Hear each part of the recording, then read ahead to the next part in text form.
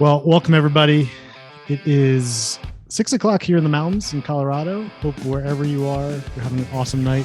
My name's Jake. I'll be one of your co-hosts for the evening. Right? I'd like to introduce Mike, my colleague here, Mike Niels. Welcome to the stage. Joining us live from Philly. Here, sir. Live from Philly, where I understand the weather's beautiful as well. I'll introduce our special guest here in a moment. Hey, Jimmy, thanks for being here. Want to just do a couple quick announcements for everyone since this is week 2 of the No Sunday Scaries Club. First of all, thank you for being here. Thrilled. However you got here, we're just glad you're here. What I want to do just to kick us off is just kind of a moment of mindfulness here. Take a moment to think about the high point of the weekend for you. Right. So we're closing in on the end of a Sunday. Just take a second, kind of replay everything that happened. Maybe chat it, throw it in the chat box. We'd love to see what the high point of the weekend was for you. I know for me, it was playing with our new adopted pup, Maisie. She came to the house and it's been chaos now that we have 2 dogs, but a lot of fun. This view's getting outside. I know the East Coast had some nice weather. 30 bags of mulch down for Amy. Elizabeth had her PR in a race. That's huge. My wife and I dropped our kids off at my parents' house last night and had like almost a whole day without children for the first time in a while. So, well, what'd you do? Call that a major success. It's like a brunch opportunity. Dinner. That's perfect. Team PT this morning. Team PT. You know what I love about these Sunday night sessions is we're all just in our Sunday night gear. I got my go-to weekend hoodie. Mike, you got your beanie on. This is the best part about a Sunday night Zoom is no expectations. Love it. Well, thrilled you're here. If it's your first time here, welcome. Just to reiterate, the main mission of this group is just to recognize that as the sun sets, it could be any night of the week, but it happens to be Sunday night tonight. Some folks, many people, start to experience a range of emotions as they begin to imagine what it might feel like tomorrow morning to start their week at school or at work or neither. And this is commonly referred to as the Sunday Scaries. So if you've never heard that term before, this is where it comes from. And our club's on a mission to make Sunday nights more inspiring and uplifting, period. We're just trying to break the pattern of slowly melting into the couch and starting to let that anxiety come in. So we're purposely grabbing amazing people to join us. And to everyone on this call, think about people you know in your life that should be speaking on this. Maybe it's you. If you want to share it, please let us know. Please send me or Mike a direct message at some point during the session tonight, and let me know whether you'd like to come and speak or there's someone you know. Our goal here is to be packing these every Sunday night and really just enter our weeks, our traditional business weeks to Sky's point with energy and enthusiasm. So whoever you might know, we want to know. So thanks again for your consideration. Did I miss anything, Mike? Oh, I did. The podcast. So the reason we're recording this is that every Sunday night, we're also releasing the podcast from the week before. So if you happen to miss Josh Perry, for example, our wonderful speaker who's actually on the call tonight as well, you can check out his podcast. It was just launched. As of this point in time, it's pretty much everywhere. It's called the No Sunday Scaries Club on any podcast player of your choice, except for Apple Music. We're having some bugs with them tonight, so it didn't get uploaded there, but we'll let you know. Hopefully by next week we'll have that worked out.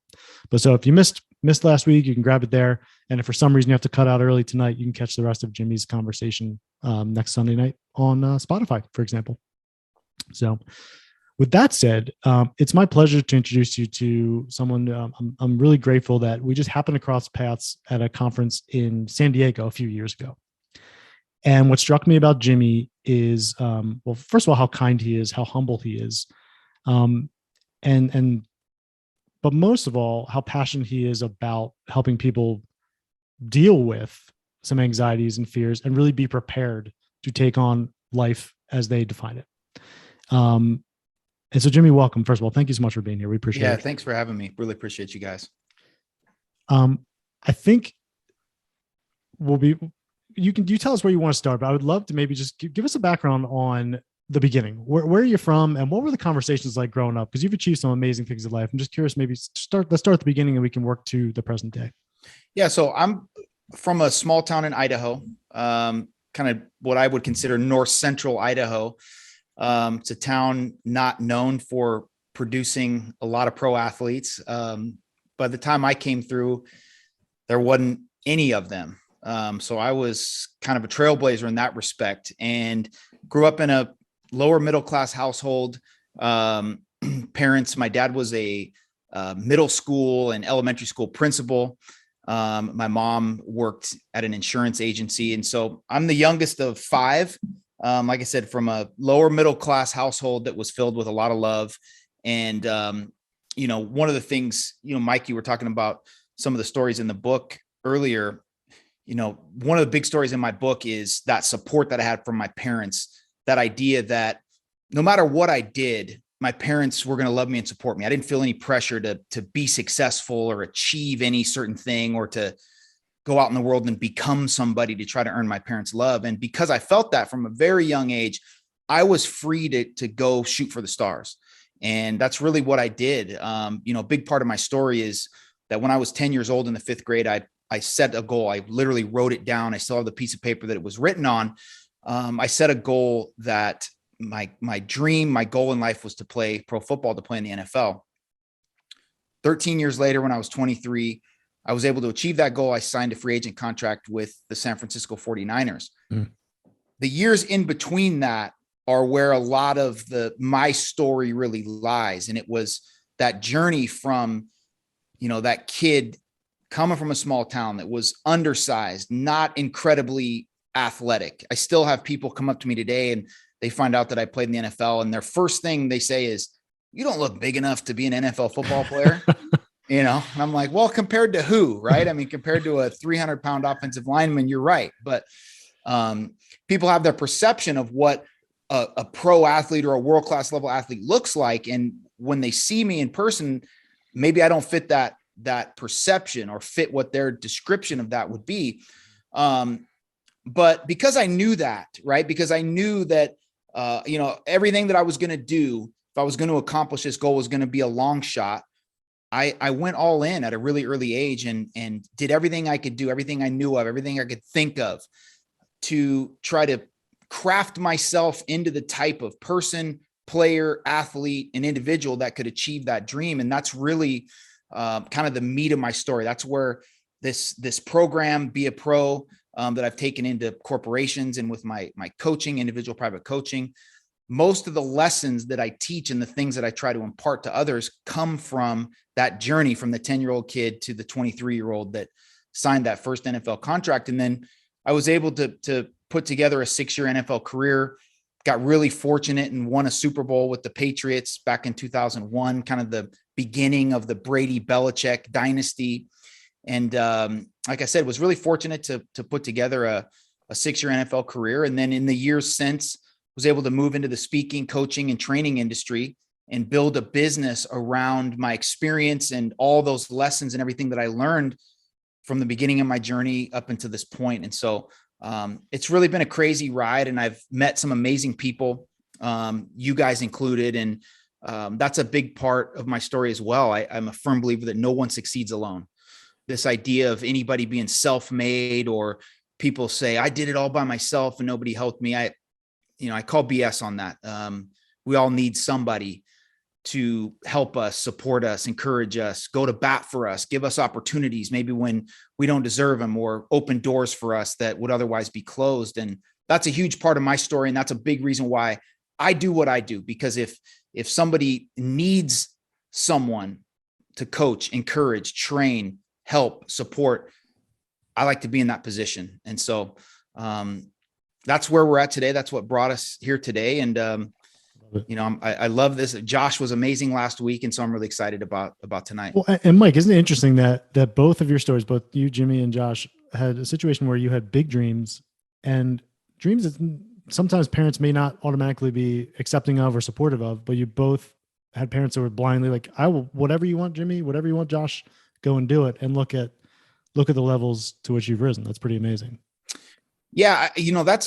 I think that's something that sometimes is overlooked. When people tell their story, or when other people are looking at an individual and they see the success, they see where they're at.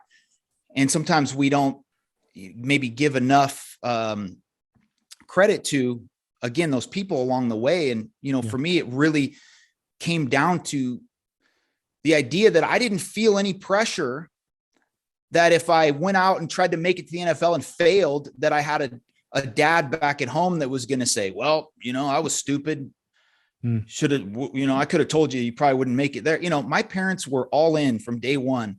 I tell stories in the book about my dad. Again, we didn't have any money. We were scraping to get by like everybody else. And so my dad asked me at one point, I think it was before my sophomore year, if I was going to get a job. He was like, hey, you're going to get a job this summer to have some money to put gas in your car and go out with your buddies. And I was like, no, I'm going to train and get ready for the football season. And my dad, to his credit, said, okay, you can pay me back by getting your college paid for, by getting a college scholarship. That was our deal. That was a good deal. When I was 14 or 15 years old, and we kind of made that deal. And, he'd seen enough of my work ethic and my desire and everything by then to know that I wasn't trying to get out of having a job. He knew that I was going to be spending the time doing what I said I was going to do, which was getting prepared for that upcoming football season. And that support and just that core belief that I had that no matter what I tried, if I failed, it was okay, because the people that I wanted to love me and be proud of me the most, they were going to love me and be proud of me no matter what I did. And so that gave me the freedom to literally shoot for the moon and go for it. And I still do that today. I've been through a lot of ups and downs in my post-football career. And every time I've said to my parents, hey, I think this is what I'm going to do, they say, go for it. We believe in you. So. And Jimmy, so everybody, here's the book, Be a Pro. And Jimmy, I had the pleasure of reading this right after I met you. The book came out a couple of months ago. And one of the most relatable things for me that I found was the self-talk that you had with yourself throughout all of the different situations that you describe in the book. And there's some great themes throughout the book.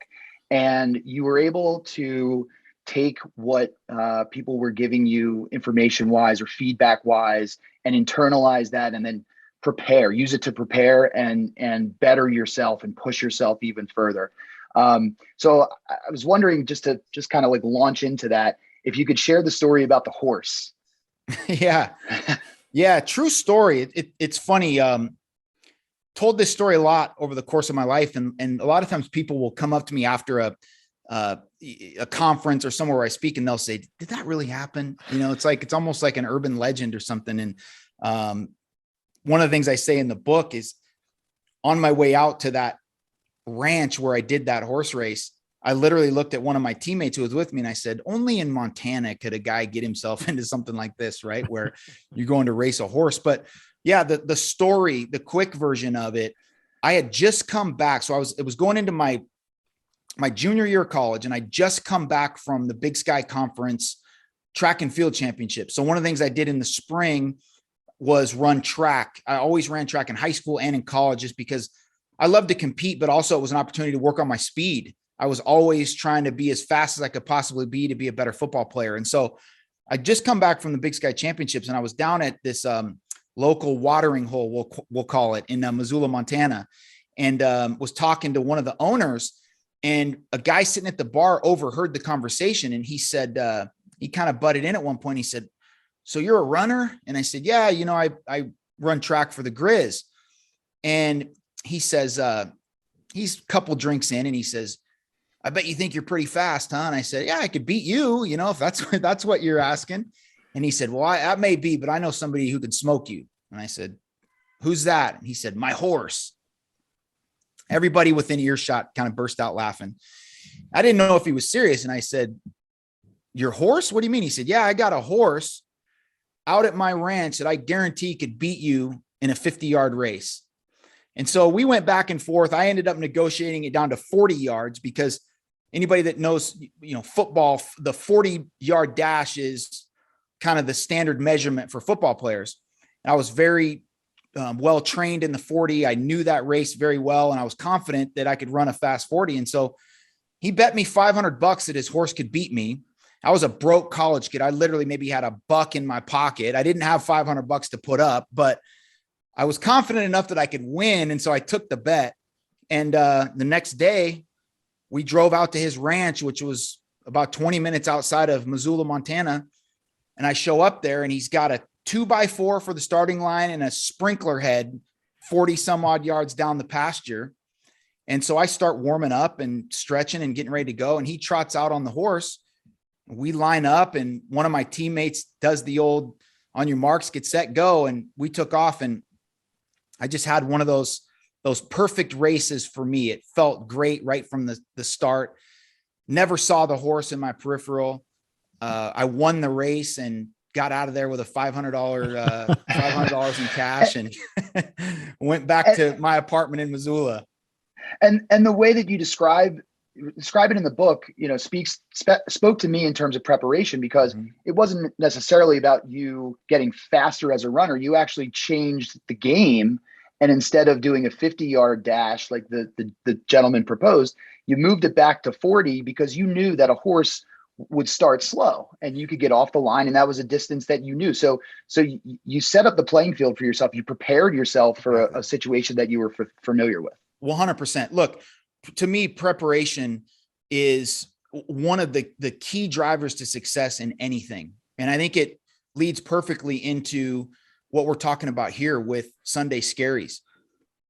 For anybody that's looking for some strategies to maybe alleviate or eliminate some of that fear and some of that anxiety, one of the ways you can do it, one of my favorite strategies, anytime I'm facing fear, anxiety around anything, is to go back to my preparation. And that's why I always made it a practice and a habit to stay as prepared as possible. One of my coaches in the NFL used to say all the time, you stay ready, you don't have to get ready. And that's essentially what happened that day when I raced that horse. I was ready. I didn't need a week to prepare. I didn't need a week to go home and try to put a strategy in place. We raced the next day because I knew I was prepared. I'd just come off track season, so I knew I was in great shape. I knew I was fast in a 40. And I'd grown up around horses. I'd ridden horses when I was young. And so I knew that horses get faster the longer distance. And so if I could get out on the horse, it wouldn't be able to catch me essentially. And so I took all those things into consideration. And because of that, I was like, I'm prepared. I'm ready to do this. And I knew, again, like you said, I was competent at a 40-yard sprint. I was competent as a sprinter. One of the things I talk about in the book is the idea that competence creates confidence. When you know that you're really good at something, you have a significantly higher level of confidence about your ability to do that and perform that at a really high level. I'm sure everybody on the call can think about times in their life or on their job where maybe they're asked to do something. And if it's something that you're really good at, you're like, I got that, no problem. And you go knock it out. If it's something that you're not good at, if it's not an area of strength for you, a little bit of anxiety comes up. You start thinking, ooh, I don't know. I'll try, but I don't know if I can get that done. So that idea that competence creates confidence, that was at play in that race when I was in college and then all throughout my NFL career. And the competence comes from being prepared. It comes from your preparation. So since you played, I think everyone on the call would be curious to know, since you played the sport at the highest level possible, what are some things that you would routinely do in the league to be prepared?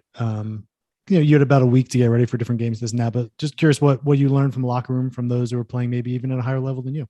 Yeah, absolutely. So number of things, obviously things very specific to football or very specific to the opponent that we might be playing. But the general themes for me was practice and repetition. I think one of the things that happens with people, especially on the job, you've been doing the same job for a number of years and you kind of get in that groove, like, yeah, I got this figured out. And so there's things you might've been doing early on that you're not doing anymore and you're not sharp on those things.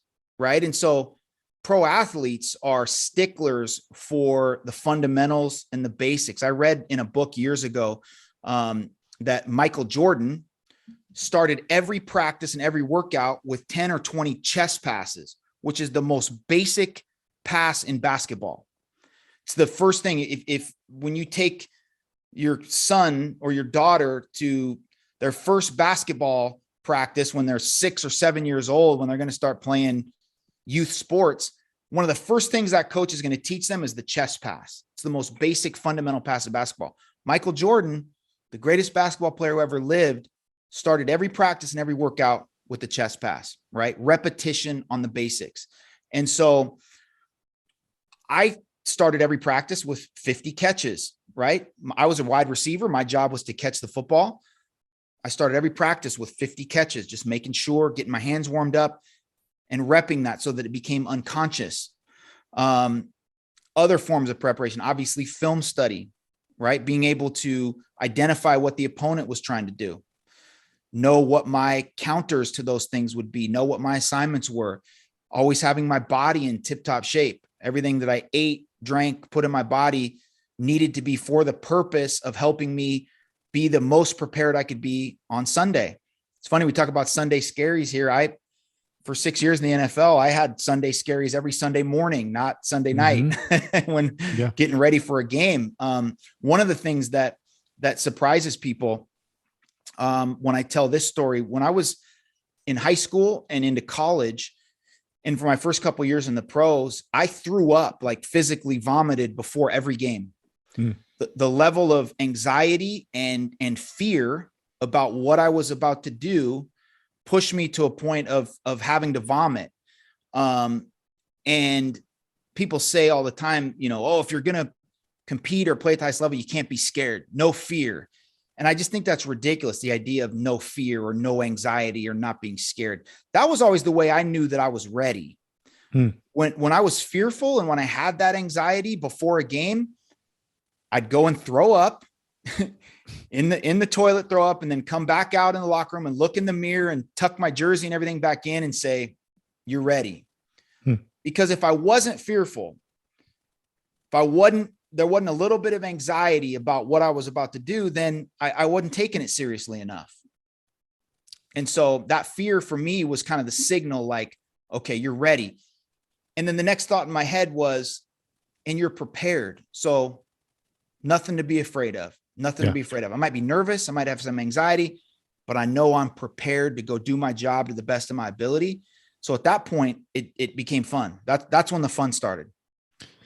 I mean, it's refreshing to hear someone that, again, that has played the level you have speak about, vulnerability and fear as openly as you do. Is that common amongst your colleagues there? Yeah. I think, every once in a while you'll come across somebody that will kind of try to sell you on that idea that they played without fear, or that it was no big deal, or they weren't nervous or whatever. I would challenge any athlete or anybody in any field, any industry that's done something at a really high level, that there's not some level of fear and anxiety. And for me, being totally transparent, fear of failure, fear of being the guy that drops the winning touchdown pass, fear of being the guy that blows the game, fear of being the guy that goes up on stage at the conference and blows the speech, fear of being the person that is given the big presentation to try to secure the new account and you blow it.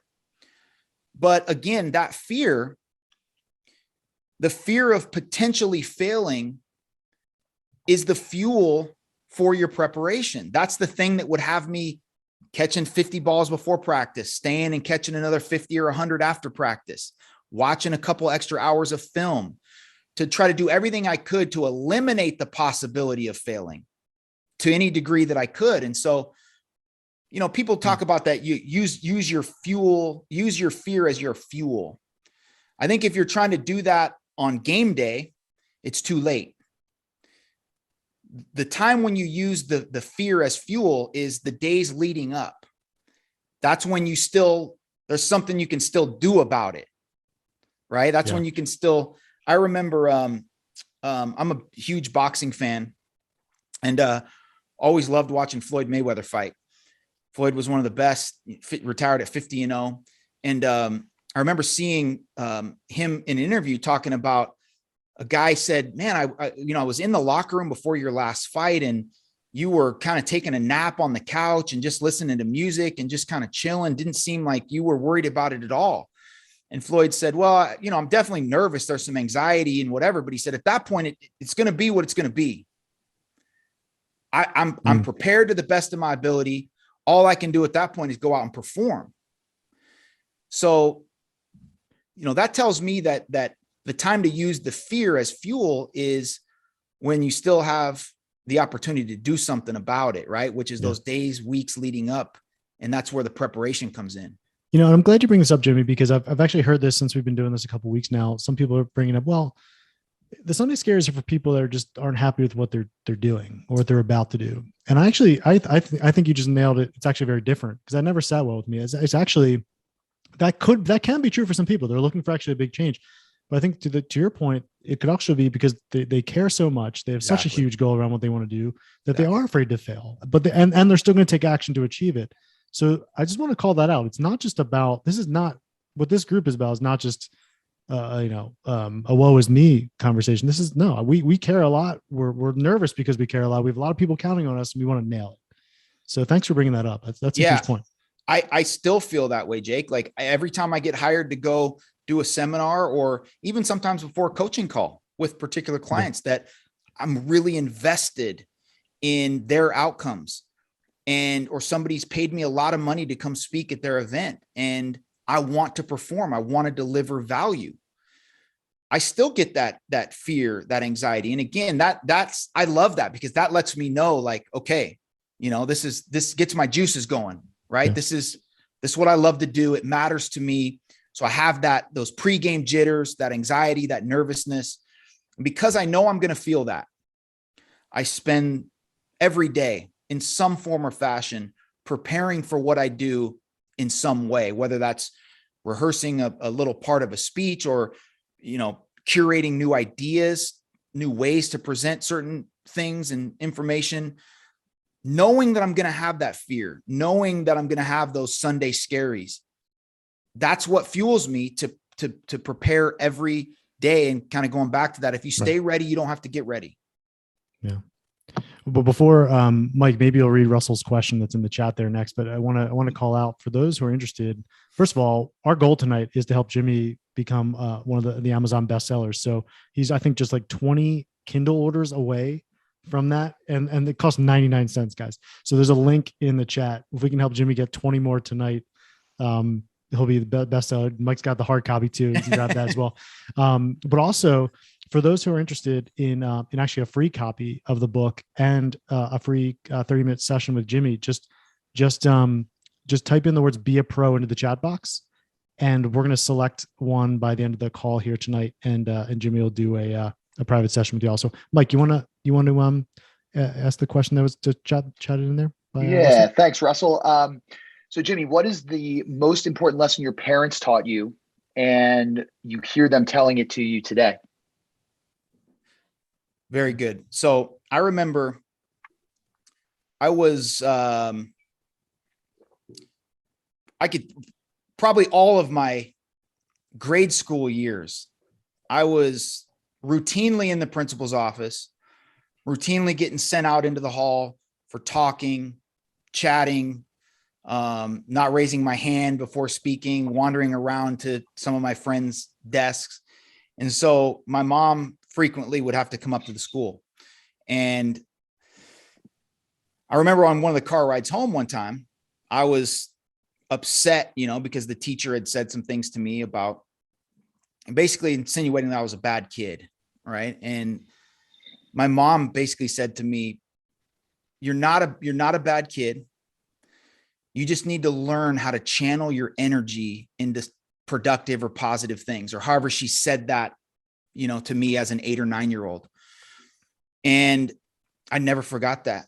The idea of channeling whatever energy that I had or that I was feeling into productive and positive things. She was trying to teach me at the time, had all this energy to want to be out socializing with my friends and, going to my buddy's desk and talking to him about the football game the day before or whatever. And it was getting me in trouble. She said, when you learn how to channel that energy into something positive and productive, it's going to pay off for you. And when I got into junior high and then into high school, I was channeling all of that into being the best football player that I could be. And I truly, sometimes, it might sound cliche or whatever. I'll never forget her saying that. Channel your energy into something positive and productive, and it'll pay off for you in a positive way instead of getting you in trouble. Right. And so that's what I did when I got into high school and into junior high. Channeled every ounce of my energy, every minute of my free time into doing the things that were necessary for me at that time to be the best football player that I could be. Awesome. Thank you, Russell, for the question. I wanted to just jump back real quick to fear, because there's another passage in the book that I don't think directly relates to fear as you explained it in the book, but we as a community sometimes, we're very familiar with the term FOMO, fear of missing out, and that can be debilitating for us and can prevent us from getting started or doing something or achieving something because we see other people already doing it, and why bother? They're way ahead of me. And in the book, you describe, quite literally a Hall of Famer walking into the locker room, and one of the best players of all time at their position, at your position. And here you are, trying to make your way in the league. So I'm curious how you seemingly got over that fear of having to compete with this person and stay on track and stay focused and true to what you were doing. Yep. Yeah. I think that's a great point. Wow.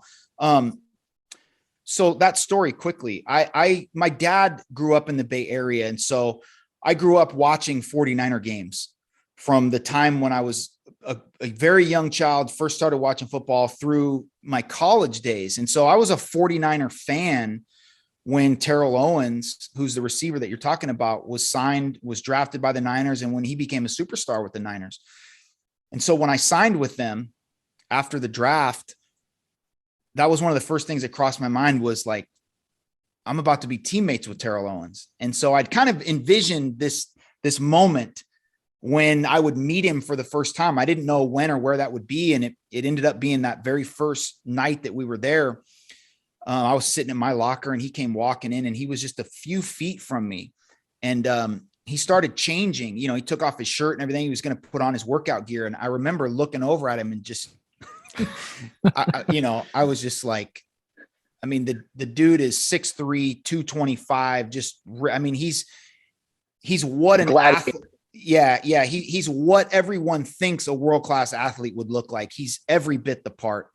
And my first thought was like, dude, if that's what NFL receivers look like, I might as well just go home now, because I'm not him. I'll never be him.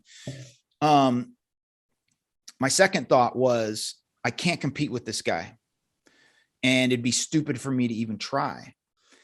And one of the things I describe in the book is, over the process of a couple of days, I realized that I needed to get a lot better. If I was going to have any chance of making the team and having a career in the NFL, I needed to get a lot better. He was at the time the best wide receiver in the league. And so I made the decision that the best thing that I could do to get better the quickest was to try to do everything exactly the way he did it, because he was doing everything he did at the very highest level. And so I figured, well, if I can essentially copy everything that he does to the best of my ability, I'm not going to be able to do it the way he does it, but I'm going to try to do it the way he does it to the best of my ability. I have to get better, right? It's that old Jim Rohn idea that success leaves clues. And that's what I did. I attached myself at his hip. If he was working out, I was working out. If whatever he was eating for lunch, if that was salad and tuna fish, that's what I was eating. If he was getting in an ice bath, I was in an ice bath. I just modeled his actions and realized that I can't compete with him. So what I'm going to do is I'm going to copy him and model him and try to create the best version of me. It's one of the things I talk about in the book, is that shift from a mindset of competition to one of creation, where you stop trying to compete with people around you. Stop trying to keep up with the Joneses. Stop worrying about how much money this person makes versus how much you make, and figure out what you need to do to create the best version of you, because your best is going to be significantly different than somebody else's best. And I never became Terrell Owens. but I became the best wide receiver and the best football player that I could be by modeling his actions. And we ended up becoming really good friends. After cut downs and that first couple of weeks of the season, after the roster was announced and I was still there, he let me live in his place for a couple of weeks, because I still hadn't gotten an NFL game check, right? So I was in the NFL, I was still broke. For like the first 2 weeks of the season, I still didn't have any money. And so he was like, man, you can stay with me until you get enough money to get an apartment. So, well, I love that story. I've heard it a couple of times. It gets better every time. The other thing I just want to call out here is like, and just for those who maybe lost track of the timeline here, at the age of 10 years old, just like we've all done in school growing up, someone puts a piece of paper in front of you and says, what do you want to be when you grow up? And you literally drew this picture. And I've seen it in one of your presentations. You still have, I think your mom still had it, right? Yep. So, and we've all got these like taped to our fridge from our kids too. Like, what do you want to be? That happened at 10. You work your butt off all the way through, and you retired when you were 30 from the league? Yeah. Sorry? 30. Okay. So in between there, this person walks into the room, and your entire life's goal was to do this. This one human walks in the room and sits down next to you, and that makes you consider just giving up. Mm-hmm. And just how close we all are to that decision point. Like, oh, maybe it's not worth it because of this. And yet you push through, and then you've got the hardware on your hand to prove it for those who are watching the video right now. Yeah, that was one of the more impactful things that happened to me. There was getting over that initial idea of saying like, wow, I can never compete with this guy. If that's what I need to be, then I'm not good enough. I'm not the guy. And realizing that I don't have to be Terrell Owens to have a career in the NFL. I just have to be the best that I can be. And again, I know that's cliche and maybe that's overly simplistic, and people might say, oh, here we go, be the best you can be. That's the secret. Like the goal. And this is what I center the book around. I say in the first paragraph of the book, this idea of becoming your best, not the best, but your best. I'm not concerned with being the best in anything that I do, because that's a relative term, right? I mean, it's subjective. It's up for debate. Who's the best? I don't know. What I'm concerned about is being the best that I can be. And what I encourage the people that I work with to do, and what I encourage everyone on this call to do, is do what you need to do to be the best that you can be.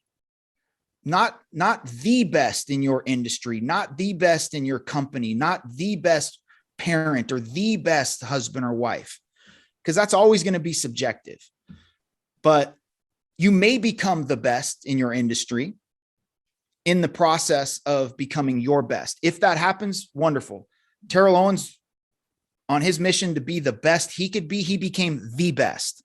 Michael Jordan, LeBron, Kobe, Tom Brady, on their quest to be their best, they became the best. If that happens, beautiful, good for you.